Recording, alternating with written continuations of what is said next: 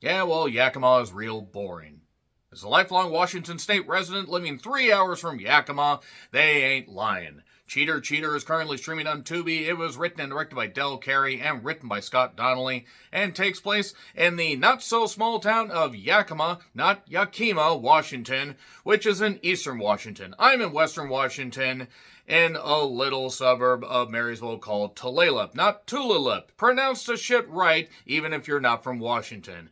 And yes, Yakima is labeled as a small town, but actually the population, according to a recent census, is just around 97,000 as of 2023. So I'm no math major, but that's not really a small town. Now, there are certain things that occur in eastern Washington, mainly a lot of driving, a lot of goddamn driving, and you get to see some driving, and some parking, and some walking, and various things take place in Cheater Cheater, where some murders happened in Yakima, Washington, and then 5 years later, Joseph, not the amazing Technicolor Dreamcoat wearing Joseph, but Joseph Gibbons, who used to go by Joey Gibbons, they say that a few times just to resonate with the fact that you can grow up and get away from your past. He is played by Cody Troy, who returns to Yakima, and then basically the murders start back up. So obviously something's tied to the past that Joseph tried to leave behind. That's pretty much your plot right there. This is a standard slasher plot with, various things from the past getting brought up, various people that, he may or may not have known all that well during his high school days. And okay, a few facts about this movie. Apparently, according to IMDb, it was filmed over a period of a year and a half, starting in September of 2022, and just recently got put out on Tubi. And honestly, Tubi is an ad-based streaming service that has quite a few schlock horror movies and some surprise movies and some stuff where you're like, okay, it's just basically get some friends together, get some people that want to be in a horror movie and put on a show.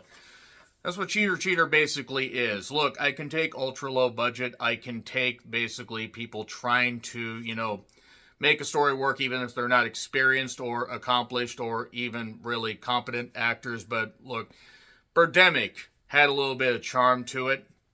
Birdemic also was low budget. I can take low budget.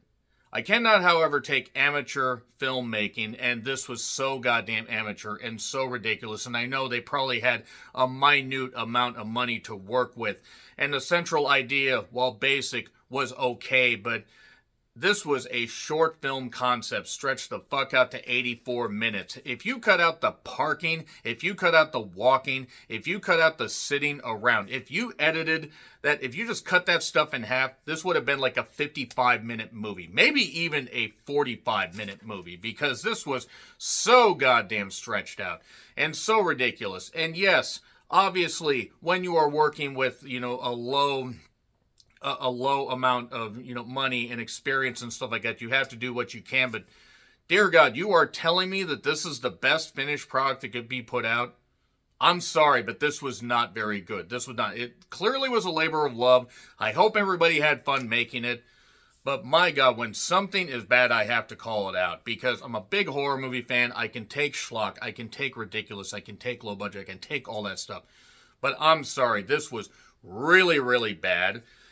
It was more of a whodunit than a horror also. I actually forgot for a bit that there was a mass killer with, a pumpkin-type killer that was trying to, kill people in the name of, well, a pretty thin story that they basically had to tie into one particular line that was shared between Joseph and Peter, his cousin. And yeah, more on that here in a bit. More on that. Boy, more on that here in a bit. Anyway, so yeah, there's not much to this movie. There really isn't. I mean, I'm trying to be kind here because it obviously, being filmed in Yakima and featuring locals and trying to make it work, that's fine. But no, this was not good. This was not fucking good at all. I'm sorry. This was really, really bad. And also featured an attempt at a twist that didn't really fucking work, because the reason it didn't fucking work is because they just threw it in last second, hoping, oh, maybe people will stick with it, maybe people will want to see the story continue, and no, I don't want to. I'm sorry. Bless everybody for trying, bless everybody for doing their best, but this was really bad.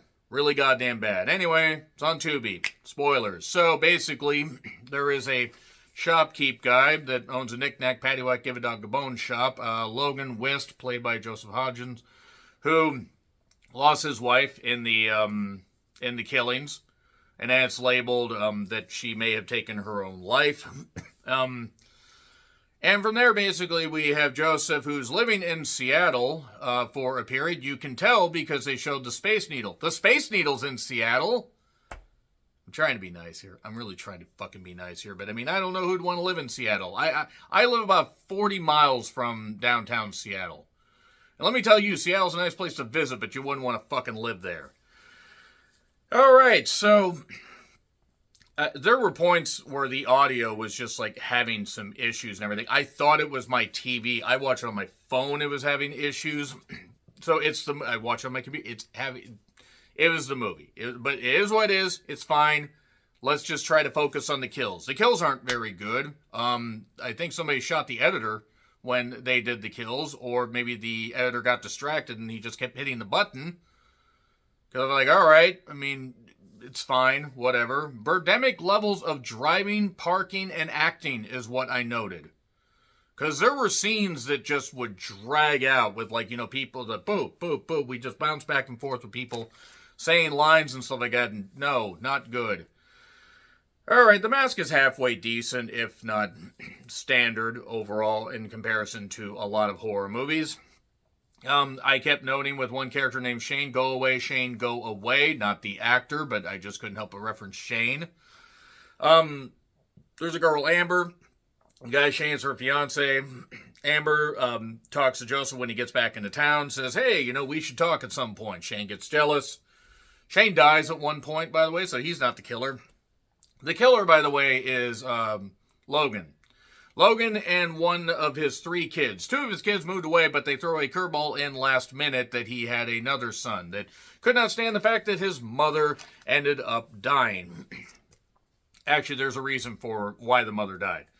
Because something is referenced between Joseph once he gets back and Peter, where they were all hot for teacher at one point. Because they ended up sleeping with one of their teachers.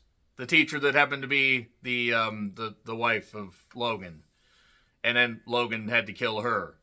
And then others had to die. Because they either knew about it or they got in the way or stabby, whatever the fuck. Yeah, that's pretty much it right there. Basically, this just was paralyzingly badly acted. Just really, I'm sorry. It was so badly acted. You have a cop, Frank, who was doing his best Eric Estrada impression. I don't even know if anybody on the set knows who the fuck Eric Estrada is. It's fine. There was like one little brief scene after after Peter got killed in the garage. And that's where I know that the editing was just really bad. It was chop, chop, chop, chop, chop. It's like, all right, whatever.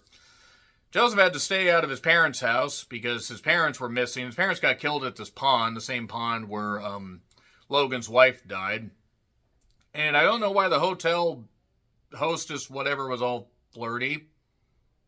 Whatever. I mean, I don't know. There were so many people that were just, like, put in, like, one random scene. And it's like, all right, hey, can we be in this movie too? Yeah, sure, why not? The movie's inoffensive as far as, like, its, overall story and everything. But it's just... Jesus. I mean, the sad thing is, this isn't even like close to the worst thing I've seen like this decade. Not even close. It wouldn't even crack top 25. Like, I don't know if it cracked the top 30. So, I know it's stupid ass plot because it just meanders. And then the 2 kids are on the way back, but then Hayden is mentioned as another kid. There were a point where there was lens flares after Shane got killed, and 2 cops were trying to tell Joseph to go away, and I don't know if the lens flares were a homage to J.J. Abrams, or if they were filming inside a car, whatever, it is what it, or maybe the street lights people were all over. No, I can't really do Journey there, but... Yeah, then somebody attacks Joseph, stabs him. He stabs the cop, sort of. He actually slashes by him, but it's all right. He shoots him once. And it turns out it's actually Logan. How's the run going? Evidently not very well. So, yeah, Hayden was in our son doing this bidding, and him and Logan were doing kills. That's why. And then Joseph got killed, and then Joseph gets buried. This is a mid-credit scene. This movie felt that it deserved a mid-credit scene. Nevertheless, basically, Joseph is dead. Logan, without mentioning Hayden, but Hayden was mentioned by the kids before. Oh, we've got work to do. Look, bless everybody for trying, but this is really bad. This is really fucking... I'm sorry. This is really fucking bad. Love the Yakima slander, even if I think some residents of Yakima might not agree. I don't know. I'm sorry. It's not good. It's not good at all. You can watch it. Maybe you'll feel differently. I mean, low-budget schlock can be entertaining. And this is certainly better than some low-budget schlock that I've seen over the past, 5 years, but still. Anyway, agree, disagree with what I said, like, share, subscribe, Twitter, Letterboxd, Blue Sky handles in the description. I'm John Rickland, and I'll see you soon.